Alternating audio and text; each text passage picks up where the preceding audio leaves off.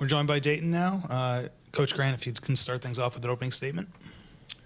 Yeah, well, first of all, congratulations to St. Joe's for the 2 games they won here and obviously getting to this point. I thought our guys tonight showed great heart, great togetherness, resiliency. Obviously, one of those games where things weren't going well offensively. We didn't have one of our better nights offensively. I thought our defense carried the day for us, and that's the thing about this team is we have a variety of different ways that we can win when we're flowing well offensively. It's this team is tough to beat, but on the nights when we struggle offensively, our defense has been outstanding all year, and I thought it carried the day for us today. The guy to my right here on the glass, 18 rebounds, heck of an effort. These guys played a game that was, in a lot of ways, just a tough game to play in the opening round of a tournament, first time on the court. So we're excited that we get a chance to continue to play this time of year. We know what this is, March Madness. Survive in advance, so we're excited that we continue to play here and got a chance to continue to compete here on Saturday. Questions for the student athletes? We'll start with Rafi up front. This is Rafi with Nothing But That Sports Talk. Any player that wants to answer this question, even though you did get the win, what are some of the constructive criticism that you guys give yourself going into the next round? I think we need to do a better job by finishing out the rim. Like Coach said, we give a great effort on both sides of the court, I believe. It's just we need to be able to finish plays and maybe small mistakes on the game plan and late game situation where I think we can get better at. And yeah, I think the effort is there, but it's on small details and be able to go strong out there. David Jablonski, Dayton Daily News. Malachi, how challenging was that zone? And you guys were, again, shorthand and something you've been used to a lot this year, but this late in the season, how was that just being on the court so much today? Can you repeat the question, please? How challenging was the zone, first of all? I think it kind of took us off guard, just having a little break off, a week break, and then we kind of thought they was going to go man. We worked on summer zone, but I think it kind of caught us off guard. They packed the paint, and I think we needed that immediate timeout just to get our chills out. Probably a little nervous. But I think after that, after about 10 minutes, I think we were pretty good with it. Any more questions for the players? All right. Oh, over here, sorry. Yeah, Tom Archdeek in Dayton. Malachi, how about Brady Ewell coming in, walk on, and he hits one basket that kind of ignited you guys? I don't know, both you guys can answer this or just what that says about the guy at the end of the bench. Yeah, throughout the year, we already knew Brady. We trusted him. I think we gave him the confidence just to play, even though when he comes in and no matter how many minutes he plays. And that 3 hit kind of started us going. I think that was the first 3 we hit. And that was a big, because, he made us, I think it settled us down, set the tone with that 3 ball. And then I think Tamani hit a 3, and I think we took the lead with that. So I told him after the game that was a big shot. He kind of saved us with that. And, yeah, that was a tough shot. Yeah, I say one of the hardest things to do is being ready at all time. And Brady probably didn't expect to play today. And he was ready. I mean, he came in, didn't make a mistake, play hard, and he made a shot when he needed to. And that's what we need from guys like that. And I mean, people don't realize that, but it's a hard job to do. And credit to him, and he works hard on his game. So I'm happy it shows. Okay. Anything else for the players? All right. Thank you, guys. Congrats on the win. All right, boys. Thank you.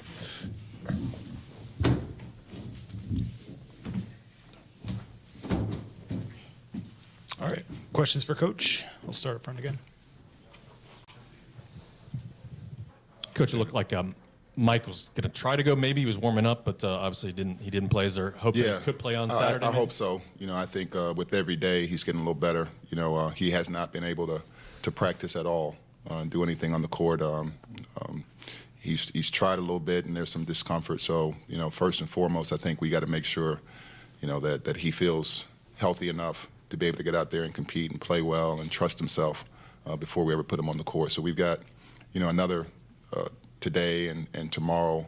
Hopefully he continues to make the progress that he's made here, and we'll see what happens here on Saturday. And Kobe Elvis, is there any chance he plays in this tournament? No, he's been ruled out of the tournament. Okay. Will the extra day help you now that these guys? Oh yeah, well certainly. I think you look at the minutes, and this is good. When you got to play the minutes that our guys played today in this hard-fought game, I think certainly the extra day will help. Hey, Coach, Matt Shelton, VCURamNation.com, ATMTalk.com. Good to see you. You too. You guys were 60% inside the arc. First time you played them, 40% today. Was it the zone or just some other things they were doing that slid you I think down? a combination of the two. I think, as Tamani alluded to, we didn't finish well, today as we normally do. And then the zone, I think, prevented us from having some opportunities around the rim. They did a really good job of packing the paint. When we did throw it inside, they converged on the post. We were able to kick out for some shots, and obviously we didn't have a great shooting night as well. So, when those things aren't going in your favor, when you look at the defensive numbers, what we've been able to do from a defensive standpoint, the defense carried the day for us. Just the rebounding carried the day for us, and we were able to make enough plays offensively to be able to come out with the win. Okay. Over in front. Coach Lachlan March with the Philadelphia Inquirer. Your team held Eric Reynolds to 3 points in the first half, and obviously he increased that to 19 in the second. But how did you feel your team defended against him today? I thought the whole key is trying to make it as tough as possible. He is a heck of a player. He's really, really good. So we just wanted to make it difficult for him. He had 2 fouls in the first half, which limited him a little bit. We knew in the second half he was going to be ultra aggressive, and he was. We made a few mental errors that he made us pay for, with his ability to score the basketball. But yeah, give him credit. He's a heck of a player. Over here on the right. Tyler Cronin, 3-bid league. Coach, can you go into the rationale behind switching to that 1-3-1 zone late in the first half? Well, the plan was to mix up our defenses, just knowing that we weren't going to be at full strength with some guys unavailable. So the plan was all along to switch it up, and we had success with it, so we stayed with it. We'll stay on the right over here. Tom Archdeacon, Dayton. Anthony, your decision to put Ewell into the game in a crucial part, and then the way he kind of rose to the moment and what that 3 meant. I mean, that's Brady in a nutshell, and I think, Tom, you followed us all year. I think with some of the injuries that we've had, we've been limited all year, and I thought Brady, early in the year gave us some really valuable minutes, and as Tumani said, Brady's one of those guys, he comes every day, whether he's just doing scout team or if he's, running through our plays at the point, at the 2, at the 3, whatever we ask him to do. He's always ready. He does a good job. And even on the nights where he doesn't get in the game, what he did in practice the games before has helped us be successful. So tonight, the opportunity presented itself to give him, an opportunity to get out there. And I thought, Brady, he just played what he normally does. And that's the great thing about, just about life, really. That's an example of when you're just consistent, right? Not knowing what the outcome is going to be for you individually, right? And just to be able to prepare yourself for an opportunity, right? It's always better to be prepared for an opportunity and not have one than to have an opportunity and not be prepared. Brady makes sure that he's prepared all the time, and that's probably the best thing I could say is that, that's a tribute to who he is character-wise and work ethic. So, yeah, the shot was big. I think it gave us momentum. Anything else? All right. Thank Thanks, you very Jeff. much. Congrats. Thanks.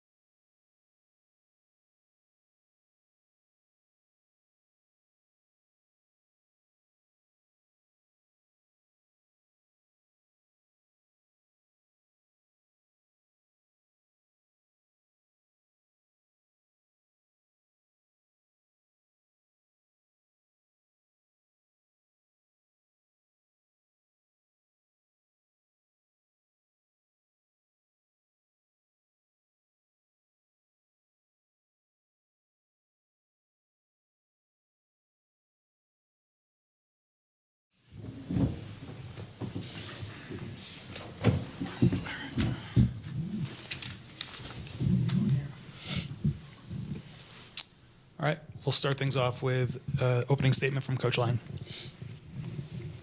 Credit to Dayton. Played a tough game. They're a good team. I'm really proud of our guys. More importantly than celebrating the Dayton is really just celebrating the growth of our group. We wanted to be the most united team we could be by the end of the season. That's the goal of our program. I feel like our guys accomplished that and then some, teaching us a lot about spirit, respecting each other, elevating each other, serving each other, sharpening each other.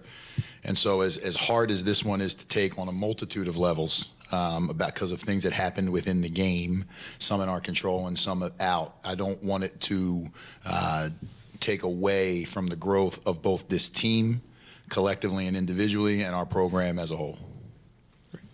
Questions for Lynn?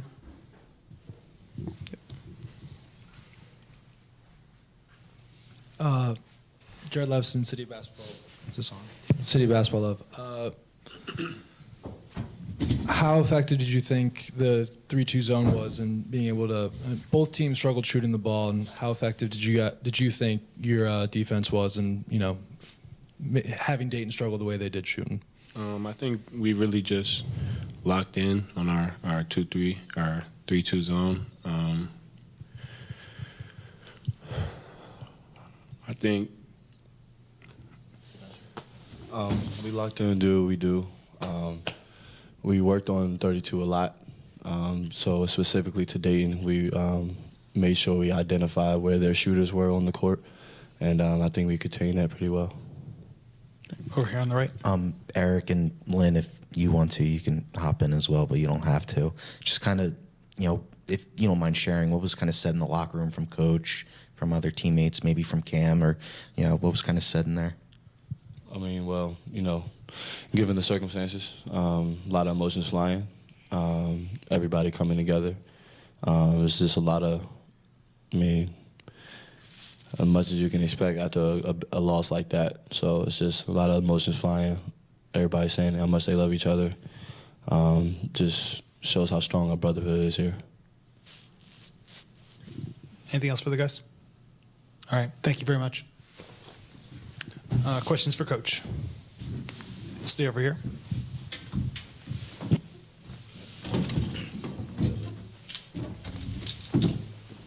Billy, in that first half, you kind of ran a lineup that I don't think we've really seen all that much with Louis, Casper, Rasheer, Christian, and who was I forget who the fifth guy was.